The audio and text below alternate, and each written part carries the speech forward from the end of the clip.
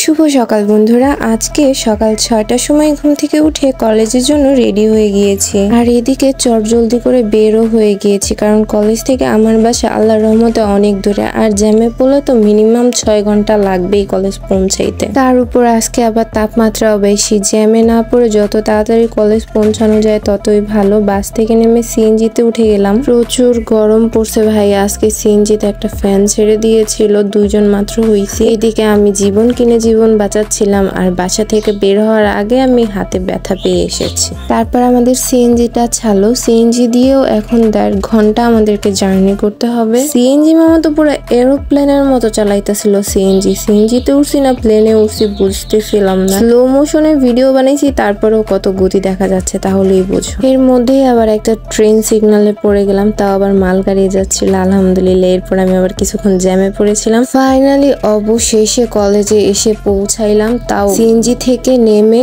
35 মিনিটের মতো হাঁটতে হয়েছে। হাইটা মাইটা আমার পায়ের চামড়া উঠে গেছে ভাই, যেটা তোমাদেরকে একটু পরেই দেখাচ্ছি। আর এই দেখো আগে আমার কলেজ ক্যাম্পাসটা কত সুন্দর। আমার কলেজ ক্যাম্পাসের এরিয়াটা অনেক বড়, প্লাস অনেক বেশি নিট অ্যান্ড ক্লিন।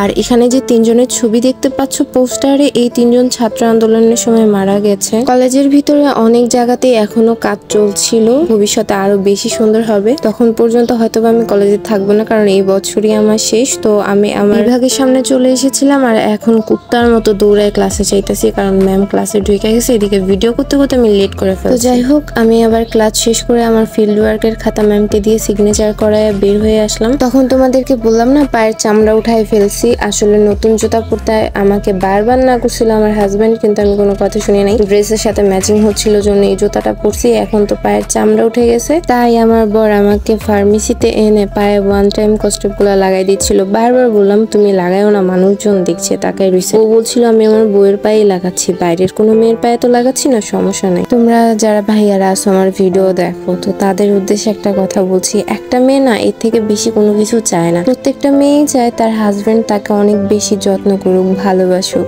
তাকে বুঝুক, আর বন্ধুর মতো সবসময় পাশে থাকুক। আলহামদুলিল্লাহ আমি খুব ভাগ্যবতী যে ভাগ্য করে এরকম একটা বর পাইছি, যা সবার কপালে হয় না। আমার কলেজ অনেকটাই দূরে, তো আমার একা একা আসতে কষ্ট হবে জন্য সে তার সব কাজ ফেলে রেখে আমার সাথে এসেছে। এরকম বর কয়জন আর হয় বলো। এত বেশি গরম লাগছিল, আর এমন জায়গা থেকে সিএনজিতে উঠবো, আবার ওইখানে না ঠান্ডা পানির কোনো দোকানই ছিল না, তাই রাস্তা থেকে একটু লেমন জুস কিনে খেলাম। আর এদিকে যেমন পায়ের অবস্থা, কস্টেপ লাগাই দিছে আমার বর, সেটাই দেখছিলাম। পায়ে কস্টেপ না লাগাইলে হয়তো বা আমার হাঁটতে আরো কষ্ট হইতো। তো আল্লাহর রহমতে বাসার কাছাকাছি এসে পড়েছি, আর সিএনজি থেকে নেমে রিক্সায় উঠে ঠান্ডা খেতে খেতে বাসার উদ্দেশ্যে রওনা দিয়ে দিলাম। আর এত বেশি ঠান্ডা খেয়েছি যে এই যে এখন আমি ভয়েস দিচ্ছি, আমার গলা কিন্তু ভীষণই ভাঙা, কথা বলতে ভীষণ কষ্ট হচ্ছে। যাই হোক, ভিডিওটা আর বাড়াবো না। ভিডিও ভালো লাগলে ভিডিওতে কষ্ট করে একটা লাইক দিয়ে দিও, আর চ্যানেলটা সাবস্ক্রাইব করে দিও।